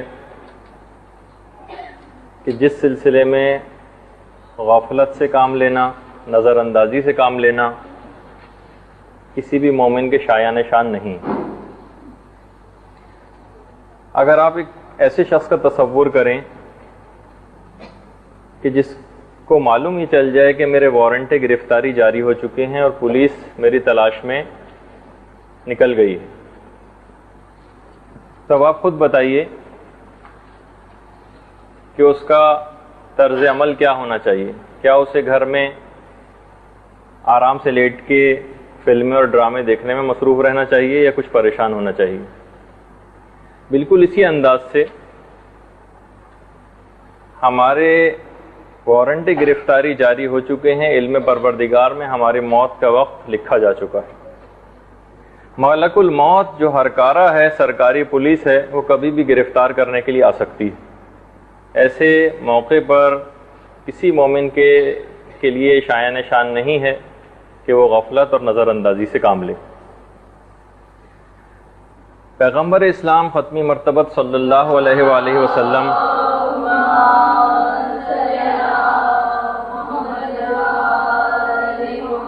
کثرت سے قرآن نے یعنی دنیا اور آخرت, موت و حیات, ان سب کا بالکل برابر سے تذکرہ کیا ہے. بہت سی روایات میں یہ بات بھی ملتی ہے کہ غفلت بالکل بھی مناسب نہیں ہے, اور کوئی آدمی یہاں پر نکاح کر رہا ہوتا ہے جبکہ اس کا نام مردوں میں آ چکا ہوتا ہے. لوگ بازاروں میں خرید و فروخت اور شاپنگ کرتے پھر رہے ہوتے ہیں اور ان کا نام مردوں میں آ چکا ہوتا ہے. لوگ حج کے لیے جا رہے ہوتے ہیں اور روایات میں جملہ یہ ہے کہ ان کا نام مردوں کی فہرست میں درج ہو چکا ہوتا ہے. موت کی فکر کرنا, دیکھیے اس کے اندر خاص طور پر یہ بات کہی گئی ہے کہ آپ ایسے واقعات یا کتابوں کا مطالعہ بہت زیادہ اپنی زندگی میں رائج کرنے کی کوشش کریں کہ جس میں ذکر موت بہت زیادہ کیا گیا ہو, اور کبھی بھی اس طور پر اپنے زمانے کے لوگوں کی زندگیوں کو نہ دیکھیے گا کہ اکثر موجودہ زمانے کے جو لوگ ہیں وہ غفلت کا شکار ہیں. آپ یہ نہ سوچیں کہ جب ایک سیلاب ہے جس کے اندر سبھی لوگ بہتے چلے جا رہے ہیں تو جو سب کے ساتھ ہوگا وہ ہمارے ساتھ ہوگا. جی نہیں. یہ کب مثلا اگر کسی جگہ سیلاب آیا ہوا ہو اور آدمی تیرنا جانتا ہو اور بچ سکتا ہو اور وہ یہ سوچے بھائی جب سبھی لوگ اس کے اندر بہتے چلے جا رہے ہیں تو سب کو مرنا ہے تو میں بھی بالآخر مر جاؤں گا, نہیں.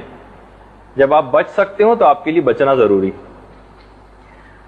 بہت سے بزرگوں کا ملتا ہے حکایات کے اندر کہ باقاعدہ اپنے نفس کو سزائیں دینے کے لیے کوڑا اپنے پاس رکھا ہوا تھا اور غلطی ہونے پر باقاعدہ اپنی پنڈلیوں کے اوپر اس کوڑے کو مارتے تھے اور کہتے تھے کہ یہ پنڈلیاں میرے گھوڑوں کی نسبت زیادہ اس بات کی سزاوار ہیں کہ ان کو سزا دی جائے. گھوڑوں بیچاروں نے کیا قصور کیا ہوتا ہے, اصل قصوروار تو یہ ہستی. تو بہرحال, اور یہ بھی ان بزرگوں کی حکایت ہے کہ پہلے زمانے کی, وہی میں نے کہا کہ آپ کو ایسے واقعات دیکھنا ہے جو پہلے زمانے کے لوگوں کے, موجودہ زمانے کے لوگوں کو نہیں دیکھنا. اور یہ بھی بزرگوں کی حکایات میں ملتا ہے کہ رسول کے صحابہ کرام یعنی بزرگ یہ کہا کرتے تھے کہ رسول کے مخلص صحابہ اور ائمہ کے مخلص صحابہ کے یہ سمجھتے ہیں کہ جنت کے سارے بڑے بڑے درجے وہ خود اڑا کر لے جائیں گے. جی نہیں, ہم ان تمام درجوں میں بھرپور ان کی مزاحمت کریں گے اور کمپٹیشن کریں گے. دیکھیے ایسے بھی کہ وہ لطیف جذبات رکھتے ہیں, وہ احسان فراموش نہیں ہوتے, وہ عورت کو ماں, بیٹی, بہن اور بیوی کے روپ میں بے انتہا خدمت کرتے ہوئے دیکھ چکے. تو اتنی ایسی محبت اور خدمت کے سامنے کسی مردانہ غلبے کا اظہار کرنا اور اکڑنا کسی عاقل کا شیوا نہیں, بلکہ جاہل مردوں کا کام ہے. یہ اصل میں زن مریدی نہیں ہوتی, بلکہ عورت کی نسائیت کا ایک احترام ہوتا. مہذب مرد اس دیگچی میں پانی کی طرح سے ہوتا ہے کہ جو آگ کو بجھاتا نہیں. دیکھیے آپ بہت زیادہ, ایسی میں نے اس وجہ سے کہا کہ بہت زیادہ روایتوں کے اندر بھی آپ اس کا پڑھتی ہیں جس میں عورتوں کی مذمت بیان کی گئی. زبان کے حوالے سے بھی عورتیں ایک اس کے اندر آ گئی کہ ہماری مذمت بہت زیادہ ہوتی. تو دیکھیے آپ اپنی اس کے لحاظ سے بھی سن لیں کہ عورت کو کہا جاتا ہے, علماء نے لکھا ہے کہ ذل الہی اور پرتو حق ہے. دیکھیے خدا کے جتنے بھی صفات کاملہ ہیں نا, وہ مجازی اعتبار سے انسان کے اندر بھی پائے جاتے ہیں, لیکن جس طرح سے صفت خلاقی کی مظہر عورت ہے, یعنی خدا کی ایک صفت خلق کرنا, اس میں مرد اس کے قریب بھی نہیں جتنا عورت کے اندر یہ چیز پائی جاتی. تمام انسان عورت کے بطن سے وجود میں آئے ہیں, یعنی مجازی اعتبار سے عورت کو خالق کہا جائے گا. عورت ایک اعتبار سے مخلوق ہے, ایک اعتبار سے خالق ہے. مردوں نے دنیا میں جتنے بھی بڑے بڑے کام کیے ہیں ان سب کے اندر عورت شریک رہی, لیکن عورت کا جو یہ کام ہے خلاقیت کے اندر مجازی اعتبار سے شریک ہونا, اس میں کوئی مرد اس کی برابری نہیں کر سکا. تو اس لحاظ سے عورت کے اندر ہی صفت ربوبیت پائی جاتی. دیکھیے ایک اور بھی مسئلہ یہ ہے کہ ہم آپس میں اس سب بحثوں کو چھوڑ دینا چاہیے. مومن اور مومنہ کی شان یہ ہے, جو کہ علامہ اقبال بھی کہا کرتے تھے نا کہ کافر کی یہ پہچان کہ آفاق میں گم ہے, مومن کی یہ پہچان کہ گم اس میں ہے آفاق. علامہ اقبال کا شعر ہے, آپ تصور نہیں کر سکتی کہ دیکھیں جس طریقے سے کوئی شادی کی تقریب میں دولہا اور دلہن لوگوں کی توجہ کا مرکز ہوتے ہیں, کائنات کا ذرہ ذرہ مومن کی طرف متوجہ, مومن اور مومنہ کی طرف. اس بات کی تیاری کیا کرتے تھے اور ہر وقت اس بات کے لیے تیار رہتے تھے اور موت کے لیے ہر وقت آمادہ رہتے تھے. شعبان میں, جو کہ مہینہ آج کل چل بھی رہا ہے, پیغمبر اسلام نہایت کثرت سے روزے رکھا کرتے تھے. جب پیغمبر اسلام کی ازواج ان سے پوچھتی تھیں کہ آپ اتنی کثرت سے روزے کیوں رکھتے ہیں, تو ایک روایت میں بہرحال پیغمبر نے ایک اور روایت میں یہ بات بھی بیان فرمائی تھی کہ شعبان میں بھی مردوں کی ایک لسٹ تیار ہوتی ہے کہ کس کو اس سال موت دی جائے گی. پیغمبر فرماتے تھے کہ میں اس وجہ سے کثرت سے روزے رکھتا ہوں کہ ہو سکتا ہے کہ میرا نام اس لسٹ میں آ چکا ہو, اور میں یہ چاہتا ہوں کہ میں ملاقات پروردگار کے وقت حالت روزے سے ہوں. یعنی پیغمبر جیسی شخصیت کا حامل انسان, خلق عظیم پر فائز, کائنات کی افضل ترین ہستی, اس انداز سے موت کا انتظار کرتی تھی. علماء کی سیرت کا اگر ہم مطالعہ کریں تو اس کے اندر بھی ہمیں بات دیکھنے میں آتی ہے کہ اکثر علماء کی حکایات میں ملتا ہے کہ جب آئینے میں بالوں کو سنوارتے تھے, بال بناتے تھے, تو اب جب سفید بالوں کے پر جب بھی نگاہ پڑتی تھی تو اس وقت یہ کہتے تھے کہ اب بالکل بھی آرام کا وقت نہیں ہے. لوگ کہتے ہیں نا کہ بوڑھا ہونے کے بعد تو اب بالکل ریٹائرمنٹ کی عمر آ گئی, اب تو آرام ہی آرام کرنا ہے. نہیں, اب وقت بہت کم رہ گیا ہے, اب بہت تیز رفتاری سے سارے کام کرنے. اکثر علماء کا تو یہاں تک کہنا ہے کہ جب سفید بال نمودار ہو جائیں تو پھر تو بستر کو لپیٹ کے رکھ دینا چاہیے. اچھا، اب ویسے اگر ہم قرآن کا مطالعہ کریں تو اگر صرف ہم نمازی کو دیکھیں تو تقریباً 700 دفعہ تقریباً قرآن میں نماز کے متعلق آیات آئی ہیں. اور ایک عجیب و غریب بات یہ ہے کہ موت کے متعلق موت کا ذکر قرآن میں 145 دفعہ آیا ہے. اس کے مقابلے میں جو حیات کا تذکرہ آیا ہے وہ بھی 145 دفعہ آیا ہے. دنیا کا تذکرہ قرآن میں 115 مرتبہ آیا ہے. آخرت کا تذکرہ بھی 115 مرتبہ آیا جس میں لفظ آخرت استعمال ہوا. فرشتے 88 مرتبہ قرآن میں ان کا تذکرہ آیا ہے. تو شیطان کا تذکرہ بھی 88 جگہ کے اوپر آیا ہے. تو بہرحال ایک عجیب باقاعدہ یہ بھی قرآن کا ایک علم ہے کہ